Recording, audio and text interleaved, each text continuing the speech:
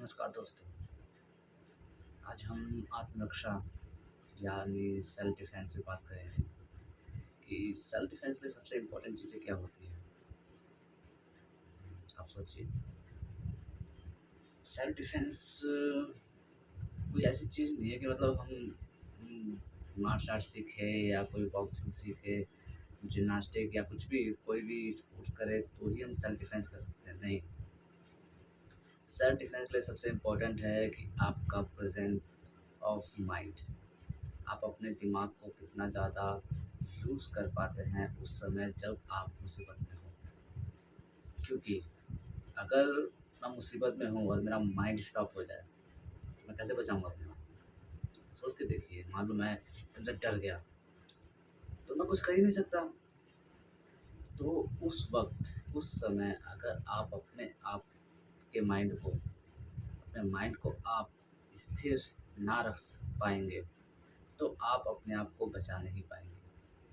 देखो, बचाने के तरीके बहुत होते हैं, बहुत ज़्यादा होते हैं। आप उसको स्लैप कर सकते हैं, हिट कर सकते हैं, मार सकते हैं, भाग सकते हैं। लेकिन मैं उन बहुत सारी चीज़ों पे बात नहीं करूँगा। हम बस गिने-चुने कुछ चीज़ों पे बात करेंगे। सबसे इम्पोर्टेंट, सेल्फ डिफेंस के लिए आपको अपने माइंड को तैयार करना पड़ेगा कि हाँ, मैं तैयार हूँ कि अपने आप को मैं किसी से भी बचा लूँ।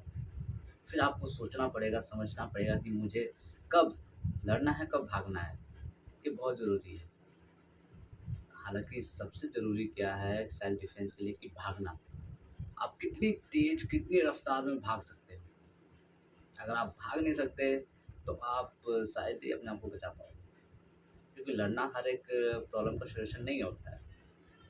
भगवान श्री कृष्ण भी जब एक बार किसी दैत्य के सामने हार मान चुके थे, तो उन्होंने भागने का ही निर्णय लिया था, है ना?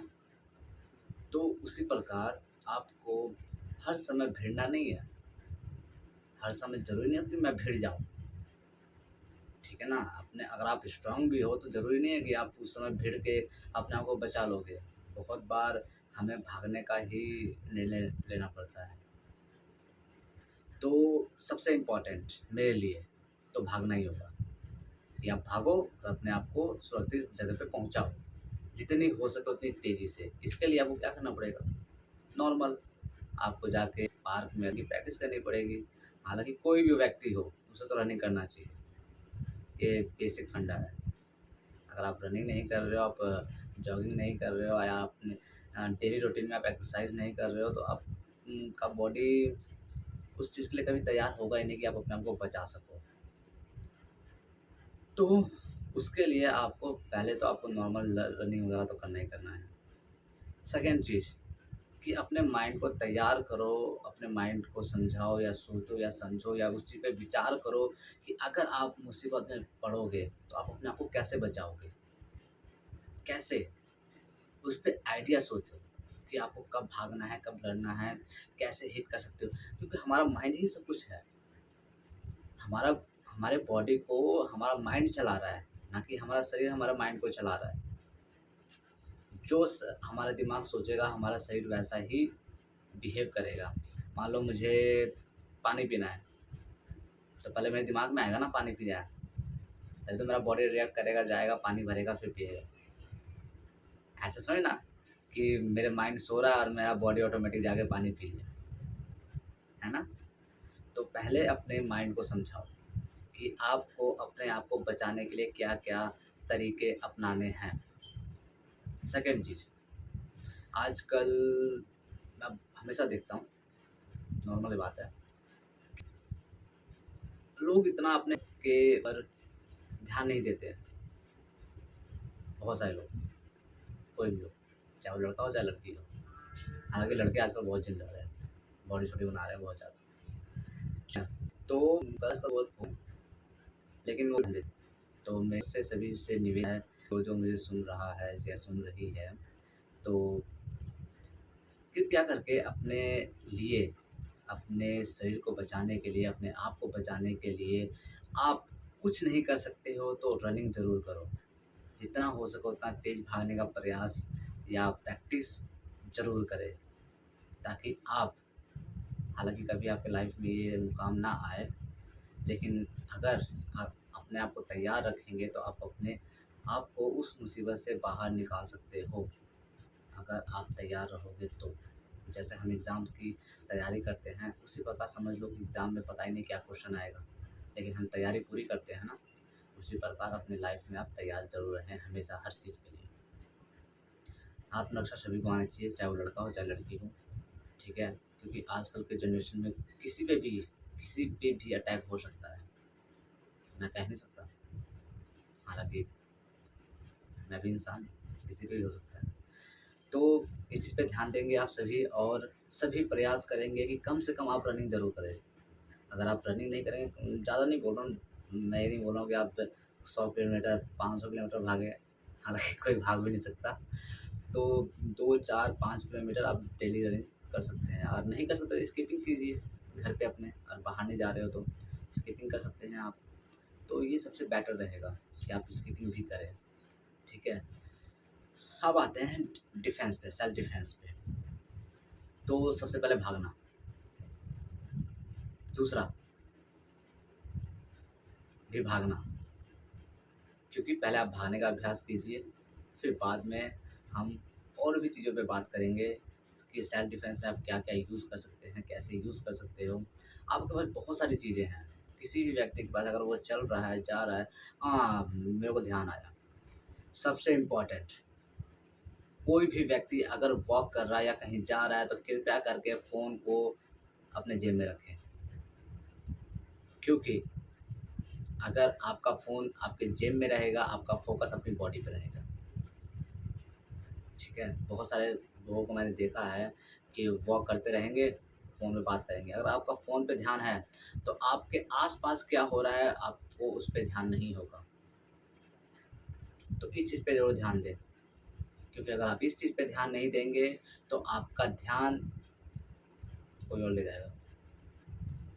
ध्यान दीजिए। तो आपको सतर्क रहना है, सावधान रहना है हर वक़्त। फ़ोन पे बात ना करें जब आप वॉक कर रहे हैं, तो आप हाँ, आप ईयरफ़ोन लगा सकते हैं, लेकिन एक कान में बस, ताकि आपका हैंड फ्री रहे हमेशा, अपने आप को बचाने के लिए। क्योंकि अगर आपका हैंड फ्री नहीं रहेगा, तो आप अपने आप को जल्दी से प्रोटेक्ट नहीं कर पाओगे, ठीक है? सब उसके बाद कोशिश कीजिए कि आप जितने भी अजनबी लोग हैं, उनको ज़्यादा करीब ना आने दें। कभी भी ध्यान रखें, जब भी आप कहीं बाहर जा रहे हैं तो किसी भी अजनबी व्यक्ति को, कोई भी हो वो, उसको ज़्यादा करीब ना आने दें, क्योंकि ज़्यादा करीब आने के बाद उसके पास चांसेस बढ़ जाएँगे कि आपको ईज़िली मार सकता है, ठीक है? तो आपका प्रोटेक्शन आपके हाथ में है, चाहे सामने वाले को बुरा लगे या ना लगे, उससे मतलब नहीं है, आप प्रोटेक्ट हैं या नहीं हैं ये इम्पोर्टेंट है। तो कोशिश कीजिए कि सामने वाले को, कोई भी व्यक्ति हो, उसको ज़्यादा क्लोज़ ना आने दें, कुछ ज़्यादा क्लोज़ होके बात ना करें, डिस्टेंस मेंटेन रखें ताकि आप सेफ़ रहें।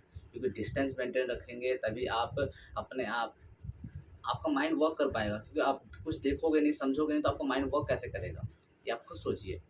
आप सवाल को पढ़ते हैं तभी तो आपका माइंड में आता है कि हाँ, इसका आंसर ये है।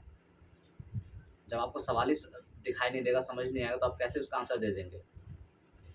तो सेम थिंग हमारे सेल्फ डिफेंस में भी यूज़ होता है कि आपको अपने आप को बचाने के लिए सबसे पहले अपने माइंड को उस जगह पे रखना पड़ेगा। अगर आपका माइंड उस जगह पे नहीं है तो आप उस चीज़ से बाहर नहीं निकल पाएँगे। तो ध्यान दीजिए, ये बहुत इम्पोर्टेंट है।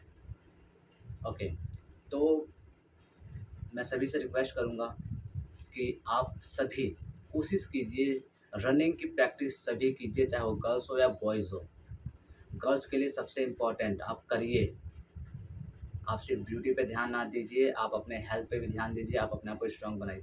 अच्छा, एक चीज़ है, हमारे देश की जो रानियाँ थी सिर्फ ब्यूटी पे ध्यान देती थी। खुद सोचिए, रानी लक्ष्मीबाई, उनको सारे शस्त्र चलाने आते थे, वो माहिर थी अस्त्र शस्त्र में। ये गलत हम सोचते हैं कि जितनी भी रानियाँ थी वो सारी सिर्फ ब्यूटी पे ध्यान देती थी। माता सीता को भी सेल्फ डिफेंस आता था, उनको भी सभी शस्त्र अस्त्र की ज्ञाति थी वो, उनको सभी चीज़ें आती थी। उन्होंने, अगर वो चाहती तो रावण को मार सकते थे आसानी से, लेकिन नहीं किया उन्होंने, क्योंकि वो किसी और काम के, किसी और चीज़ से बंधी हुई थी, समझे? हमारे देश की सभी रानियाँ अपने अपने आप को बचाने के लिए समर्थ थी, सभी।